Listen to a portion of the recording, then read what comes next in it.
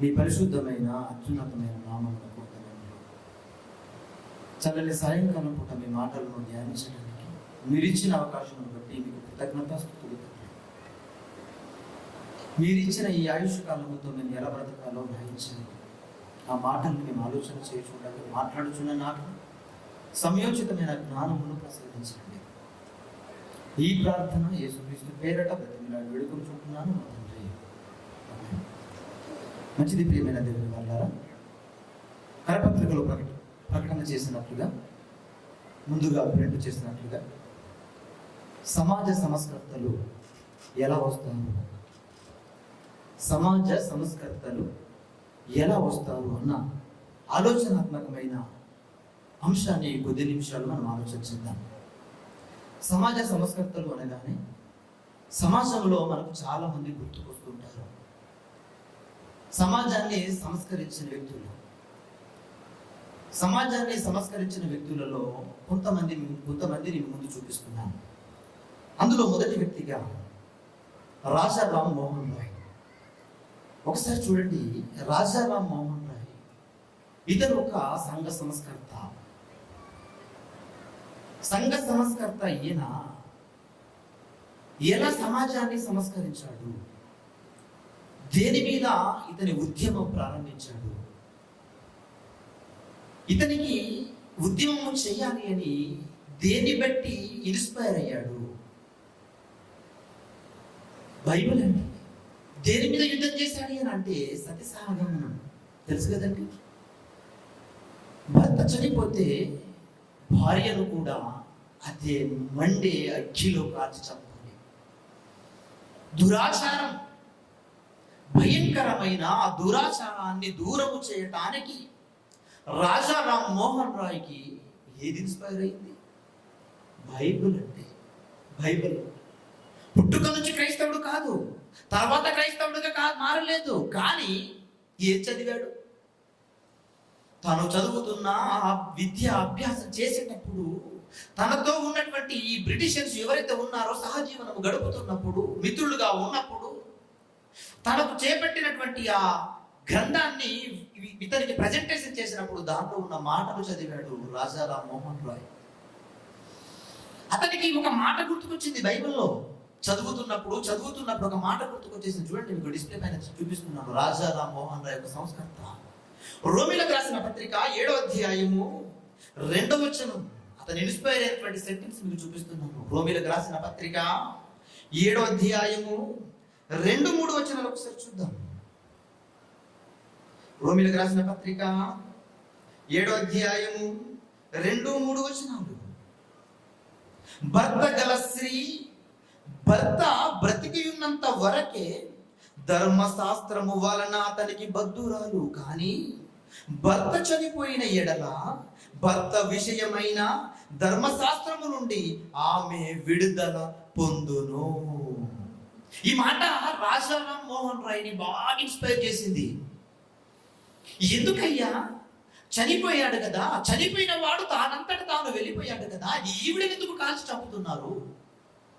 ఈవిడ ఏం చేసింది? కబలించిందండి, గుండెకాయ కబలించింది రాజా రామ్మోహన్ రాయ్కి. కానీ బ్రిటిషర్స్ తిరిగాడు కదా, మరి బ్రిటిష్ ఫ్రెండ్స్ ఉన్నారు కదా, వాళ్ళు ఇచ్చిన ఈ బైబిల్ చదువుతున్నప్పుడు అర్థమైపోయింది ఏంటి అయితే భర్తున్నంత కాలమే భార్య అతనికి భార్యగా ఉండే అవకాశం ఉంది. తర్వాత తాను స్వేచ్ఛాపరురాలు అని ఆ రోజు ఈ మాట చదివి ఒక ఉద్యమాన్ని ప్రారంభించి సత్యసాగమనానికి ఏం చేశాడు? ఫుల్ స్టాప్ పెట్టించాడండి. ఒక సంఘ సంస్కర్తగా చిన్ననాటి నుండి బైబిల్ చదవకపోయినా మధ్యలో కొన్ని వచనాలు చదువుకున్న ఈయనే ఉద్యమాన్ని ప్రారంభించి ఒక దురాచారాన్ని దూరం చేయగలిగాడు. అంటే చిన్ననాటి నుండి బైబిల్ చదువుతున్న క్రైస్తవులమైన మనం ఏం చేస్తున్నాం? ఆలోచన చేయండి సార్. ఒక వ్యక్తి మీ ముందు వచ్చారు, మరొక వ్యక్తి చూపిస్తాను మీకు. కందుకూరి వీరేశలింగం తెలుసు కదండి, రాజమండ్రిలో పుట్టాడు, మన తెలుగు రాష్ట్రాలలో ఒక ఆయన. ఈయన ఏం చేస్తాడు? ఏ ఉద్యమం చేశాడు ఈయన? చాలా ఉద్యమాలు ఉన్నాయి ఈయనలో. ఒకటి మీ ముందు పెడుతున్నాను. ఏంటో తెలుసా? బాల్య వివాహం. బాల్య వివాహాలు చేయకూడదు.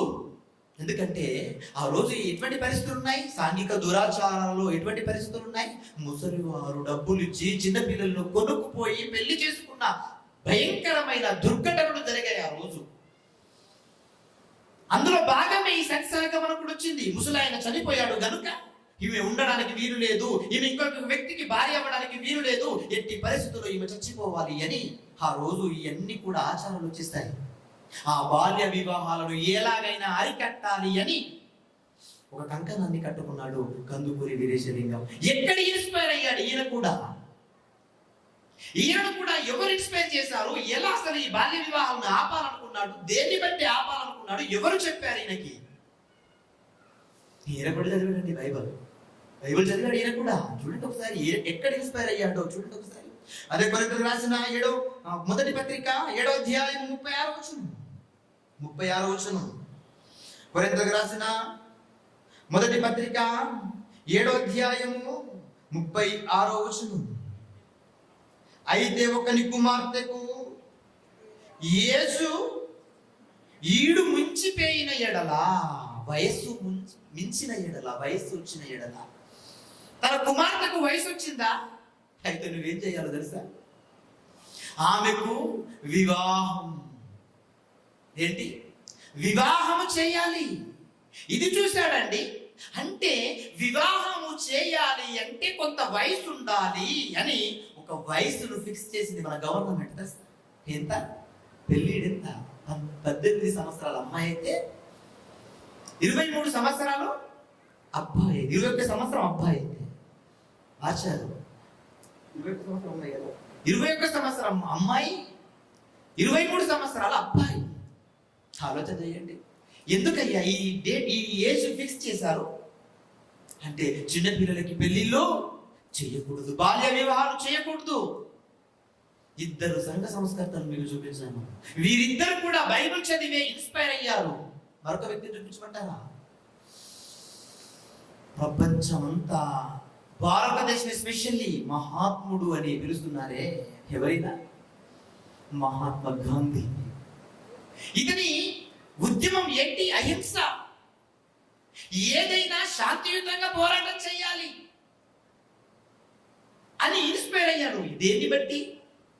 స్వాతంత్ర సమర యోధులో అంతా కూడా ఫైట్ చేస్తుంటే ఇతను మాత్రము శాంతియుతంగా అహింస మార్గంలోనే వెళ్ళాలి అని దేన్ని బట్టి ఇన్స్పైర్ అయ్యాడు? ఎవరిని బట్టి ఇన్స్పైర్ అయ్యాడు? ఏం చదివి ఉంటాడు ఈయన? మీరందరూ చాలాసార్లు విన్నారు మహాత్మా గాంధీ గురించి. ఒక చెంప మీద కొడితే, కుడి చెంప మీద కొడితే ఎడమ చెంప తిప్పు. ఇక్కడ నేర్చుకున్నాడు ఈ మాట. బైబిలే కదా. మత్తయి సువార్త మీకు డిస్ప్లే అవుతుంది. మత్తయి సువార్త 5వ అధ్యాయం 39వ వచనం. నేను మీతో చెప్పున్నదేమనగా, దుష్టుణ్ణి ఎదురింపక నిన్ను కుడి చెంప మీద కొట్టు వాని వైపునకు ఎడమ చెంప కూడా తిప్పు. ఎవరు మాట్లాడే మాట? జీసస్ క్రైస్ట్, మా అన్న యేసు మాట్లాడిన మాట. ఎవరికి ఇన్స్పైర్ అయ్యింది? నడీడులో ఉన్నటువంటి ఒక మహాత్మునికి ఇన్స్పైర్. ఏజ్ ఆఫ్ 30+ తర్వాత. వీళ్ళంతా చిన్ననాటి నుండి బైబిల్ చదివినవారు కాదు. వీరంతా మిడిల్ ఏజ్ వచ్చిన తర్వాత, పరిస్థితులను చూసిన తర్వాత, ఈ పరిస్థితులకు స్వాస్తి పలకాలి అని ఆలోచన చేస్తున్నప్పుడు, చదువుతున్నటువంటి ఆ సందర్భాలలో దొరికిన కొన్ని సెంటెన్స్ ఇవన్నీ. ఈ సెంటెన్స్ చూసి ఇన్స్పైర్ అయిపోయారు సంఘ సంస్కర్తలు. ఆలోచన చేయండి. మరొక వ్యక్తిని చూపించమంటారా? The great leader doctor BR Ambedkar. గూగుల్కి వెళ్ళి సెర్చ్ చేయండి, who is the number 1 scholar in the world అని కొడితే ఎవరి పేరు వస్తుంది? ఆయన వస్తుందండి. ఆయన కూడా ఏం చేస్తాడు? బడుగు బలహీన వర్గాలన్నీ కూడా అణచివేయబడుతున్నాయి అని ఒక ఉద్యమాన్ని ప్రారంభించాడు బహుజనుల కోసం. ఈయన ఎక్కడ ఇన్స్పైర్ అయ్యాడు? ఉద్యమాన్ని ప్రారంభించాలి, వీళ్ళందరికీ స్వాతంత్రం నేను ఇవ్వగలగాలి, ఈ బహుజనులు అంతా కూడా అణగదొక్కబడుతుంటే వీళ్ళందరికీ విముక్తిని ప్రసాదించాలి అని దేన్ని బట్టి ఇన్స్పైర్ అయ్యాడు? Doctor BR Ambedkar. చాలా మంది క్రైస్తవ్యానికి డాక్టర్ బిఆర్ అంబేద్కర్ వ్యతిరేకి అనుకుంటారు. కాదు, డాక్టర్ బిఆర్ అంబేద్కర్ కూడా బైబిల్ చదివాడు. Note this point. చూడండి, రూతు గ్రంథం మీకు అక్కడ ఎవిడెన్స్ చేశాను అక్కడ. అంబేద్కర్ జీవిత చరిత్ర అనే పుస్తకాన్ని తీసుకొని మీరు చదవండి. అందులో రాశాడు, రూతు గ్రంథాన్ని చదివి ఆ రూతు గ్రంథములో అత్తకి కోడలికి మధ్య ఉన్న ఆ బంధాన్ని చూసి, ఇంత గొప్ప బంధం భార్యాభర్తల మధ్య ఉంటే బాగుంటుంది అని తానిచ్చిన స్టేట్మెంట్ అది. మీకు అర్థమవుతుందా? అంటే డాక్టర్ బిఆర్ అంబేద్కర్ ఏం చదివాడు? బైబిల్ అండి. ఇంతమంది మహనీయులకు బైబిల్ ఇన్స్పైర్ అవుతుంటే బైబిల్ పట్టుకున్న నీకు ఏంటి? నీ పరిస్థితి ఏంటి? బహుజనులందరినీ కూడా విముక్తి ప్రసాదించాలి అని ఆయన పోరాటం చేయడానికి ఆయన ఎవరిని బట్టి ఇన్స్పైర్ అయ్యాడో తెలుసా? Booker tea. ఎవరైనా అమెరికా దేశంలో నల్ల జాతీయుల కోసం పోరాటం చేసినటువంటి ఒక పోరాట యోధుడు Booker T is the Christian. అమెరికాకు వెళ్ళి బరోడా మహారాజు అంబేద్కర్ గారికి సహాయము చేసినప్పుడు, అమెరికాకు వెళ్ళి అక్కడ చదువుతున్నప్పుడు అక్కడ ఇన్స్పైర్ అయ్యాడు. బూకర్ టీ చేస్తున్న ఆ ఉద్యమం గురించి, ఆయన స్థాపించిన ఆ విద్యా సంస్థల గురించి చూసి ఇన్స్పైర్ అయిపోయాడు అంబేద్కర్. నిజంగా బూకర్ టీ చేస్తున్న ఈ ఉద్యమం చాలా గొప్పది, నేనెందుకు చేయకూడదు అని ఆ బూకర్ టీని చూసి ఇన్స్పైర్ అయ్యాడు. One of the person doctor BR Ambedkar. ఆ మాట కూడా డాక్టర్ బిఆర్ అంబేద్కర్ గారే తన పుస్తకంలో రాశాడు. నాకు బూకర్ టీ జీవితాన్ని ఆయన చూసిన తర్వాత నాకు ఆకలి లేదు అని రాశాడు, కడుపు నింపుకున్నాను అని రాశాడు. అంటే ఎంత నచ్చాడండి ఆయనకు బూకర్ టీ. మీకు అర్థమవుతుందా? బూకర్ టీ అంటే ఎవరు అనుకుంటున్నారు? Is the Christian. మరి బూకర్ టీకి ఈ నల్ల జాతీయుల కోసము ఫైట్ చేయాలని ఆయన ఎక్కడ ఇన్స్పైర్ అయ్యాడు? ఎక్కడ ఇన్స్పైర్ అయ్యాడు తెలుసా? Moses, the great leader Moses. బైబిల్లో ఉంది, నిర్గమకాండములో ఆయన జననం. ఆ నిర్గమకాండంలో ఉన్న జననం మోసెస్ అయితే, ఆ మోసెస్ చేసిన ఐగుప్తీయులను కాపాడడానికి తాను చేసిన ప్రయత్నం, తాను చేసిన యుద్ధం, తాను చేసిన పోరాటం ఫరోతో ఇంత అంత కాదండి, ఇంత అండి. చదువుకుంటే సింపుల్ గా అనిపిస్తుందేమో మీకు, దాన్ని అనుభవించి చూడండి, దాన్ని ఫీల్ అవ్వండి చదువుతున్నప్పుడు. ఉద్యమాన్ని ప్రారంభించాడు ఒక మోసెస్. ఆ మోసెస్ను చూశాడు. ఐగుప్తీయులు దేశములో నుండి ఇజ్రాయేలీలో ఉన్నటువంటి తన పిల్లలను కాపాడడానికి మోసెస్ చేసిన ఉద్యమం లాంటి ఉద్యమం నేనెందుకు చేయకూడదు అని ఒక బూకర్ టీ ఇన్స్పైర్ అయ్యాడు బైబిల్ చదివి. ఆ బూకర్ టీని చూసి డాక్టర్ బిఆర్ అంబేద్కర్ ఇన్స్పైర్ అయ్యాడు. అంటే అల్టిమేట్ గా ఏంటి? అంబేద్కర్ కూడా బైబిల్. మీకు అర్థమవుతుందా? ఆ రోజు పరిస్థితుల్లో అంబేద్కర్ మార్చేస్తాయి.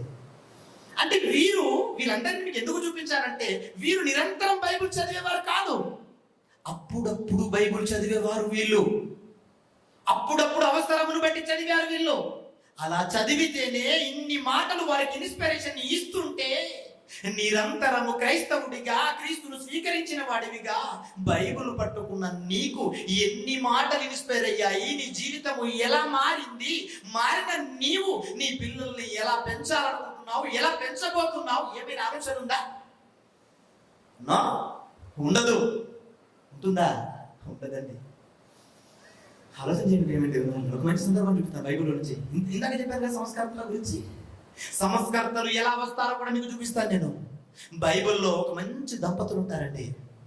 చూద్దాం, మంచిగా ఒక మాట చూద్దాం. లూకాసు వార్త 1వ అధ్యాయము 5వ వచనం. లూకాసు వార్త 1వ అధ్యాయము 5వ వచనం. యూదయ దేశపు రాజైన హేరోదు దినములలో అబియా తరగతిలో ఉన్న జకరియా అని ఒక యాజకుడు ఉండెను. అతని భార్య అహరోను కుమార్తెల్లో ఒకటి, ఆమె పేరు ఎలిజబెతు. తెలుసు కదండి, జకరియా ఎలిజబెత్ గర్భాన్ని ఎవరు వచ్చారు? చెప్పండి. యోహాన్ అండి. బాప్తిస్మమిచ్చు యోహాన్ వచ్చాడు. బాప్తిస్మమిచ్చు యోహాను గురించి మీరు సింపుల్ గా చదువుకున్నారేమో బైబిల్లో. కానీ ఆయన ఏమవుతాడని రాయబడింది బైబిల్లో. ఏమవుతాడని రాయి? ఏలియా వంటి వాడు. ఏలియా వంటి చూడండి, ఆ మాట చూద్దాం ఒకసారి, చూద్దాం. 14వ వచనం. లూకాసు వార్త 1వ అధ్యాయము 14వ వచనం. అతడు ప్రభువు దృష్టికి గొప్పవాడై ద్రాక్ష రసమైనను మద్యమైనను త్రాగక తన తల్లి గర్భమున పుట్టినది మొదలుకొని పరిశుద్ధాత్మతో నిండుకొనిన వాడై ఇజ్రాయేలీలలో అనేకులను ప్రభువైన వారి దేవుని వైపునకు త్రిప్పును. ప్రభువైన వారి దేవుని వైపునకు త్రిప్పును. ఎవరిని? అందరినండి. ఈ బిడ్డ పుట్టేటప్పుడు ఒక సన్నివేశం జరిగింది. టైం లేదంతా మాట్లాడడానికి, కానీ ఒక సన్నివేశం జరిగింది. ఆ సన్నివేశం జరిగిన తర్వాత, ఆ బిడ్డ పుట్టిన తర్వాత, ఆ బిడ్డను చూడడానికి వచ్చిన వారంతా కూడా ఏమని మాట్లాడుకున్నారో తెలుసా?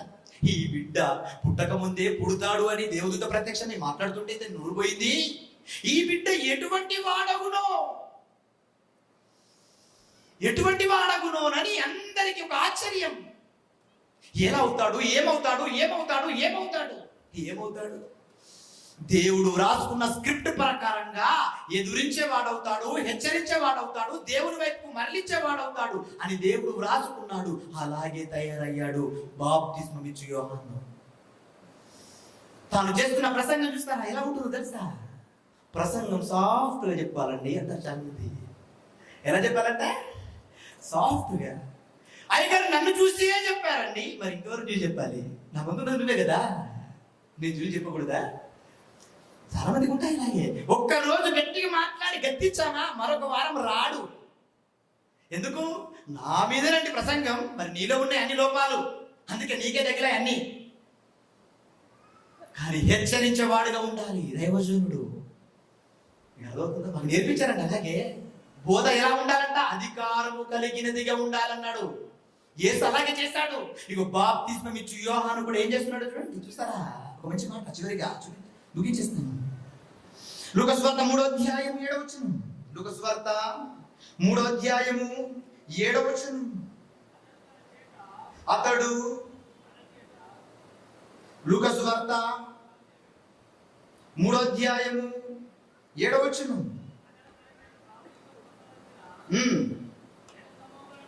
జనసమూహమును చూసి, సర్ప సంతానమా, రాబో ఉగ్రతను తప్పించుకొనుటకు మీకు బుద్ధి చెప్పిన వాడు ఎవడు? ఏమన్నాడు? ప్రియమైన దేవుని పిల్లలారా.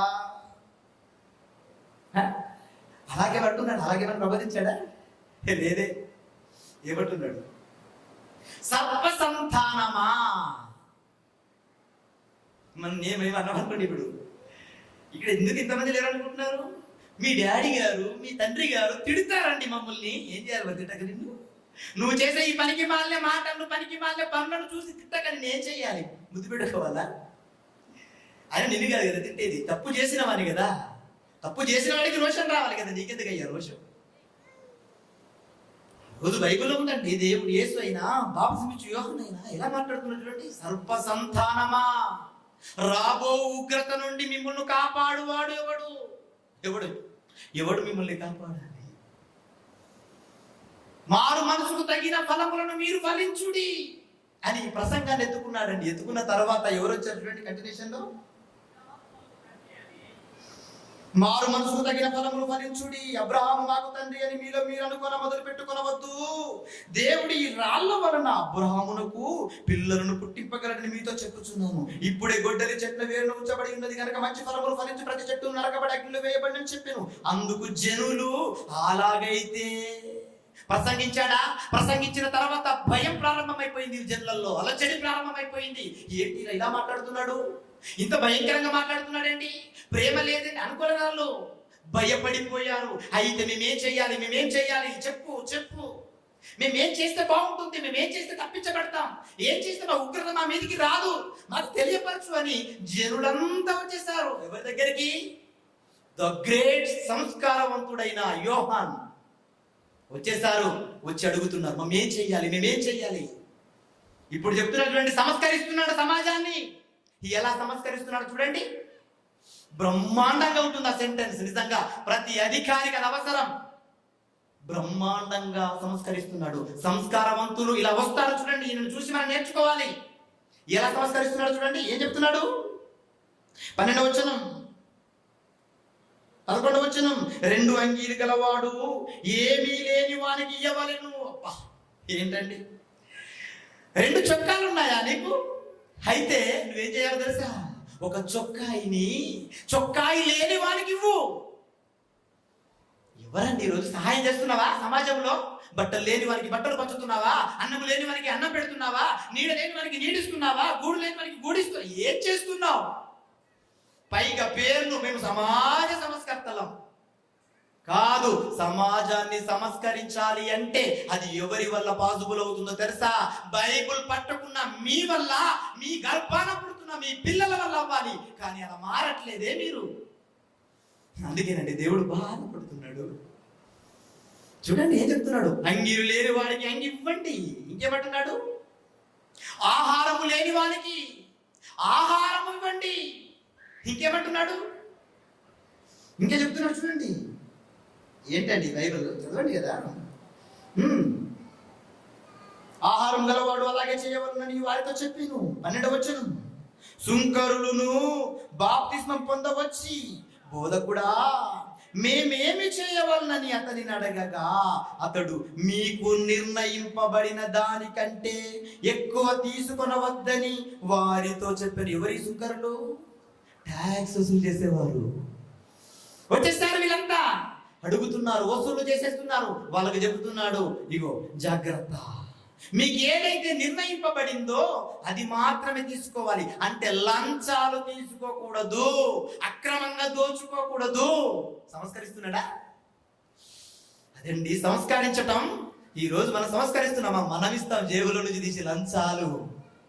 క్రైస్తవులండి ఆలోచన చేయండి. ఇంకేమంటుంది కంటిన్యూషన్లో, ఇంకా సైనికులు వచ్చేసిన 14వ వచనములో, సైనికులు అంటే ఎవరు సైనికులు అంటే కమాండర్స్, పోలీసు. వారు కూడా వచ్చేస్తారు, వారు కూడా చేయబడుతున్నారు. అయితే మేమేమి చేయాలి చెప్పు. వీళ్ళకు కూడా చెబుతున్నావు కదా ఏం చెయ్యాలో. అయితే వాళ్ళు చేస్తారు, మేము కూడా చేయడానికి రెడీగా ఉన్నాం. అయితే ఏం చెయ్యాలి అడుగుతున్నారు. ఇప్పుడు వాళ్ళకి చెప్తున్నారు చూడండి, ఏమంటున్నాడు, అందుకతడు ఎవనిని బాధ పెట్టకయు ఎవని మీదను అపనింద వేయకయు మీ జీతములతో తృప్తి పొందియుండుడని వారితో చెప్పెను. మీ జీతముతోనే మీరు తృప్తి పొందాలి. ఎవరిని బాధ పెట్టకూడదు, ఎవరి దగ్గర లంచం పుచ్చుకోకూడదు, ఎవరి దగ్గర డబ్బు తీసుకోకూడదు. ఏంటంటే అసలు ఆ బోధ ఈరోజు క్రైస్తవ సమాజం చేస్తుందా ఈ బోధ?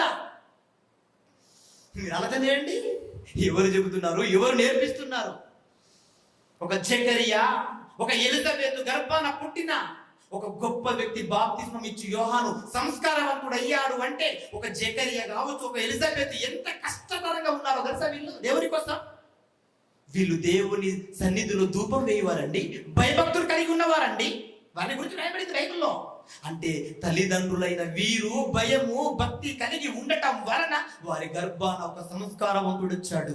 మరి నీవు కూడా భయము కలిగి భక్తి కలిగి నిజంగా దేవునికి నువ్వు లోబడి నీ గర్భాన పుడుతున్న ఆ పిల్లలని దేవుని కోసము పెంచాలి అని నువ్వు ఆలోచిస్తే చాలు.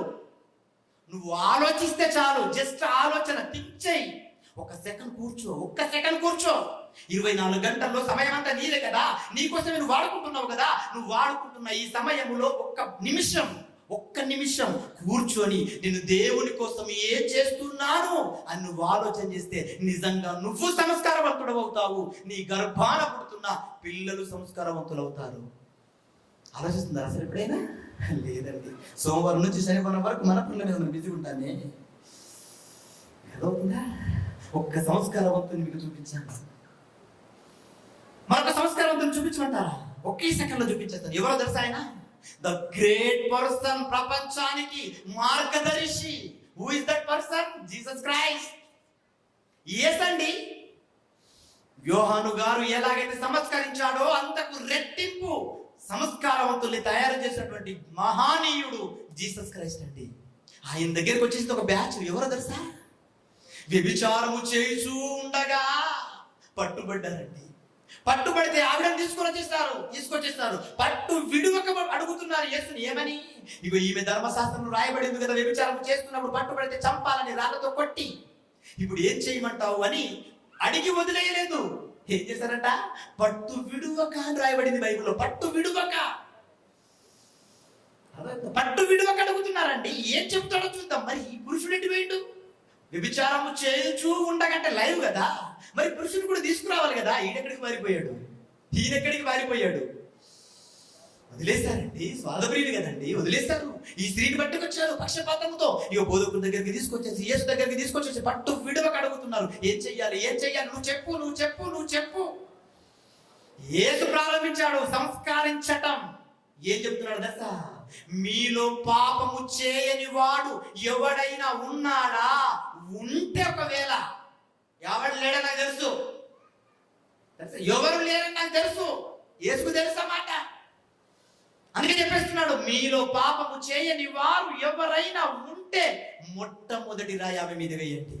ఒక్కరు లేడండి, ఒక్కరు లేరు, అంత పరా. మీకు అదవుతుందా? ఎవరు మిగిలారు చివరికి?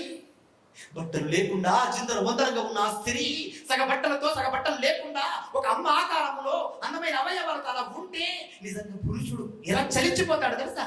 కానీ యేసు ఏం చూస్తాడు తెలుసా? ఆవిడలో ఒక అమ్మను చూశాడండి. అంటున్నాడు అమ్మతో, ఏమంటున్నాడు?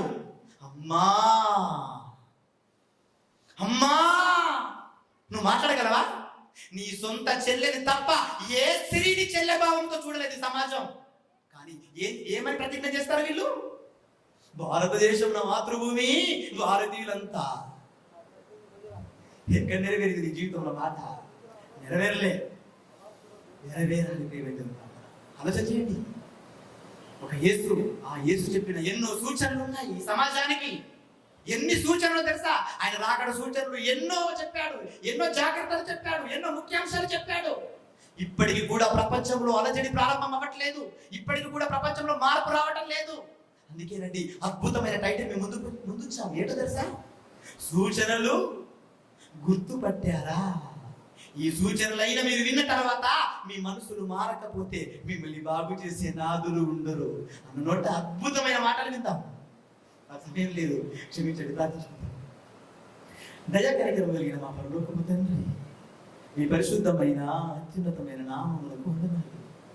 దేవా, సమాజ సంస్కర్తలు ఎలా వస్తారు అని మీ పిల్లలకు కొన్ని మాటలు చెప్పాను. అందుగారి నోట అనేకమైన మాటలు మాకు నేర్పించండి. ఈ ప్రార్థన యేసుక్రీస్తు పేరట బ్రతిమలాడి వేడుకొనుచున్నాను మా తండ్రి. ఆమేన్.